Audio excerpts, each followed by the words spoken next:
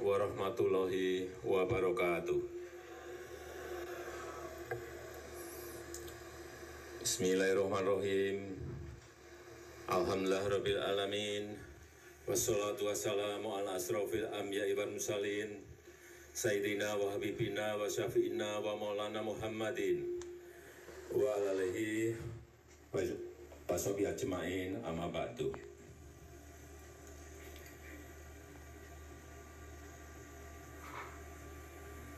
Yang saya hormati, yang saya muliakan Wakil Presiden Republik Indonesia sekaligus Mustasyar PBNU Profesor Dr. Kiai Haji Ma'ruf Amin beserta Ibu.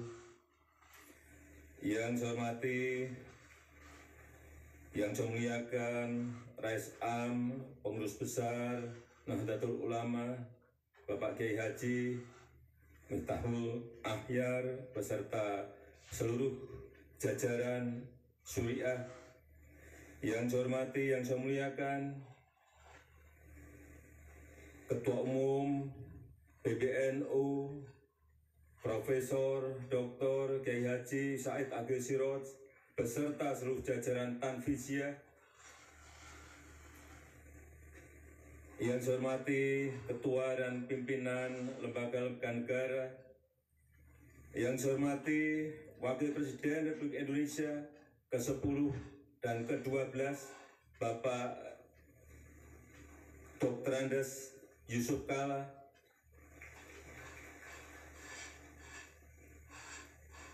Yang saya hormati para Menteri Kabinet Indonesia Maju yang hadir,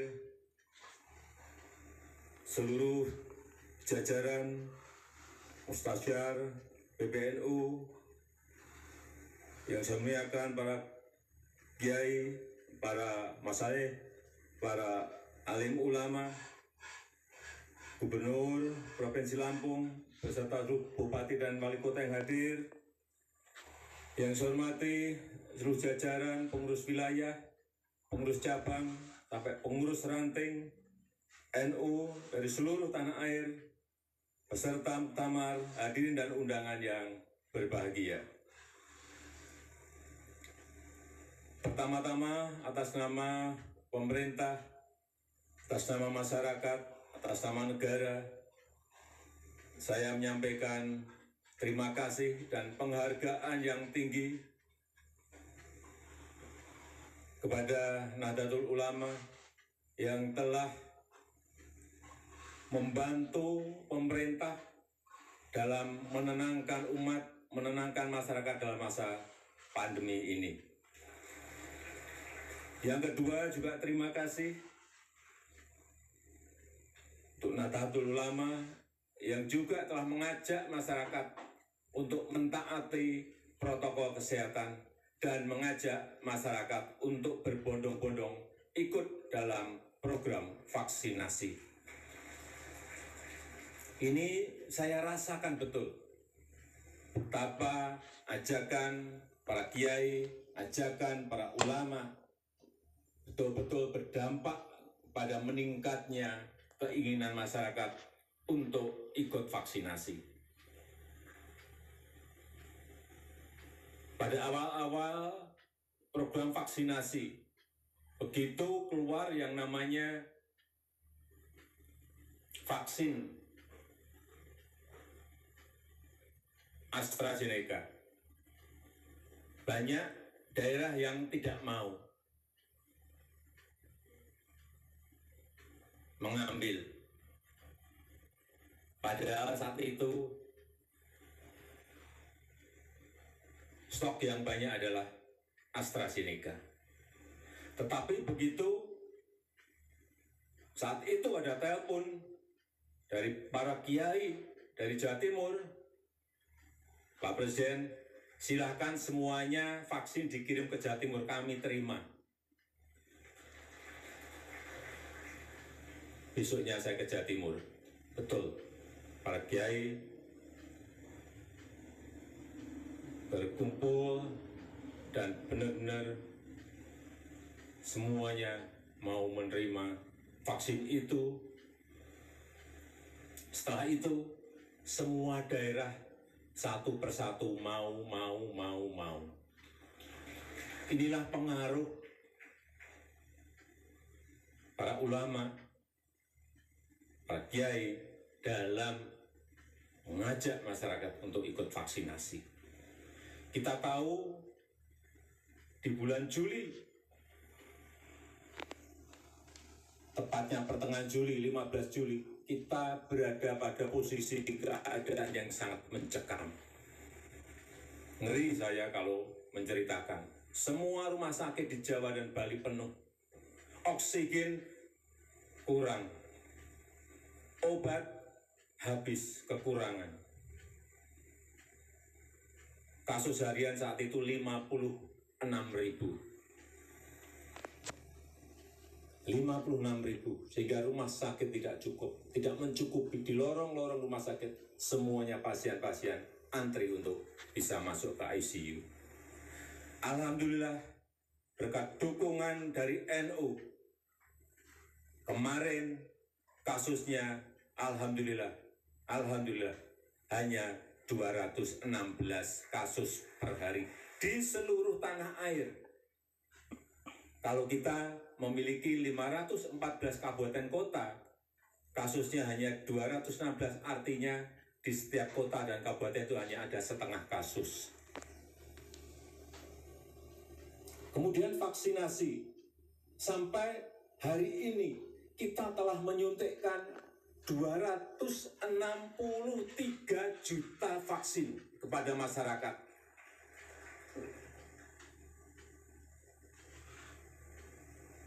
Bapak Kiai bisa membayangkan menyuntikkan kepada 263 juta kali suntikan.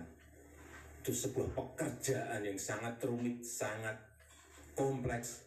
Belum membawa vaksinnya ke tempat-tempat yang sangat sulit di atas gunung, ke pulau-pulau kecil, dengan membawa perahu, dengan naik sepeda motor, membawa box untuk pendingin vaksin.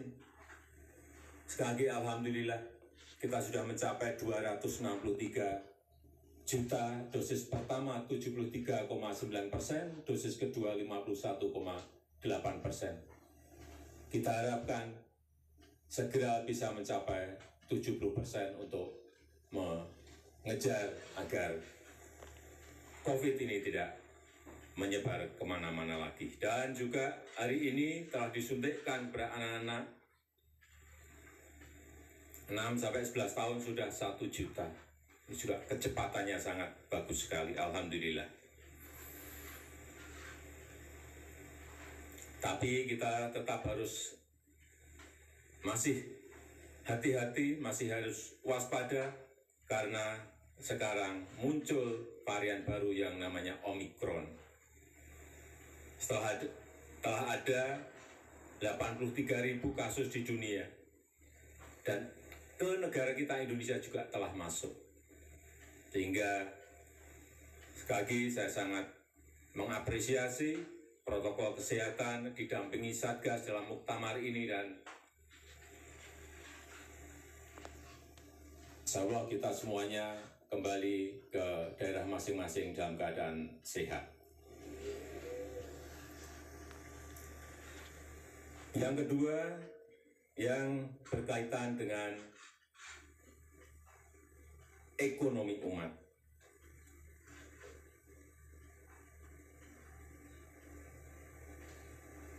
Kita tahu banyak yang disampaikan mengenai masalah pemerataan. Seperti tadi juga Bapak Ketua Umum PBNU juga menyampaikan. Memang kita harus berbicara apa adanya. Pemerataan bukan sebuah hal yang gampang untuk dilakukan. Tetapi saya melihat bahwa kekuatan di NU sekarang, anak-anak muda yang pinter-pinter, santri-santrinya yang pinter-pinter, yang keluaran banyak dari universitas-universitas yang besar, dari seluruh negara yang ada di dunia ini. Apabila ini bisa dirajut dalam sebuah kekuatan lokomotif, saya meyakini ini bisa menarik gerbong yang ada di bawah untuk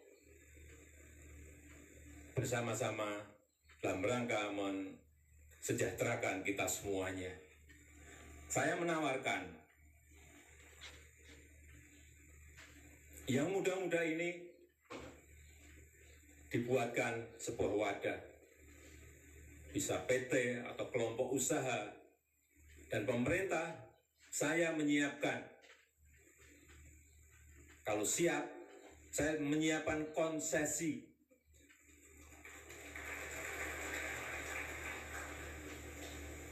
Baik itu yang namanya konsesi, terserah mau dipakai untuk lahan pertanian, silahkan.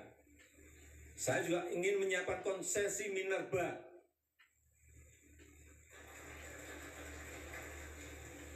Yang pengen bergerak di usaha-usaha nikel misalnya, usaha-usaha batu bara, usaha-usaha boksit, usaha-usaha koper, tembaga, silahkan. Tetapi sekali lagi, ini dalam sebuah kelompok usaha besar, sehingga nanti bisa menggeret, mengajak gerbong-gerbong yang lain untuk ikut menikmati. Ini memerlukan sebuah kerja besar, tetapi saya melihat potensi di Nahdlatul Ulama itu ada, tinggal merajutnya. Yang berkaitan dengan teknologi, saya melihat juga yang pinter-pinter urusan teknologi ini sangat banyak sekali di NU. Doktor-doktornya banyak sekali yang muda-muda, santri-santri yang dokter banyak sekali. Karena apapun ke depan yang namanya teknologi, ini harus, mau tidak mau, kita harus masuk ke sana. Karena kita ingin teknologi ini maslahat bagi umat, maslahat bagi masyarakat, maslahat bagi rakyat. Jangan sampai ini malah merusak, membuat hal-hal yang negatif bagi rakyat kita. 5 tahun yang lalu, saya ingat betul, saya ketemu dengan pemiliknya Facebook, yang namanya Mark Zuckerberg. Saya diajak saat itu main pingpong, tapi tidak ada bola pingpongnya, tidak ada meja pingpongnya. Maka kacamata, Oculus, kemudian main bersama. Sama kayak main pingpong, persis 100%. Tak, tok, tak, tok, tak. Keringatan juga. Dan dia membisikkan kepada saya, Presiden Jokowi, ini baru awal. Nantinya semuanya akan virtual, semuanya akan muncul yang namanya metaverse. Restoran virtual, kantor virtual, wisata virtual, mall virtual. Hati-hati mensikapi ini. Dan NU, karena di dalam temanya berkhidmat untuk peradaban dunia, hati-hati, memang peradaban itu harus kita pengaruhi agar maslahat bagi umat manusia di seluruh dunia, khususnya di negara kita, Indonesia. Nanti semuanya dakwah virtual, pengajian virtual, tetapi betul-betul kayak kita ketemu seperti ini. Bukan seperti sekarang yang masih Vicon. Bukan. Metaverse akan merubah. Saya tidak tahu apakah karena pandemi ini menjadi dipercepat 5 tahun atau 10 tahun, tapi pasti datang.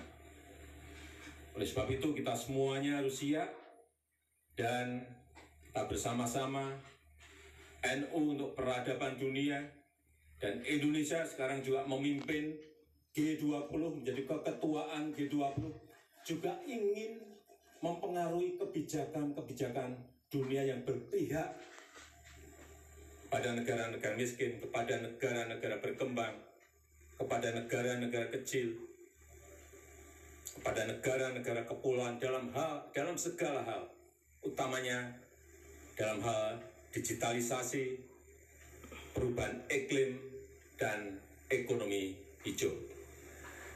Terakhir, sekali lagi saya ingin menyampaikan terima kasih yang sebesar-besarnya kepada NU yang terus mengawal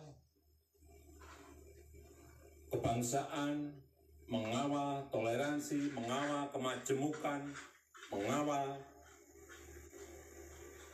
Pancasila, mengawal Undang-Undang Dasar 1945, mengawal kebinekaan kita, mengawal NKRI, dan kita harapkan dengan itu kita terus bisa menjaga dan merawat bangsa dan negara kita yang kita cintai.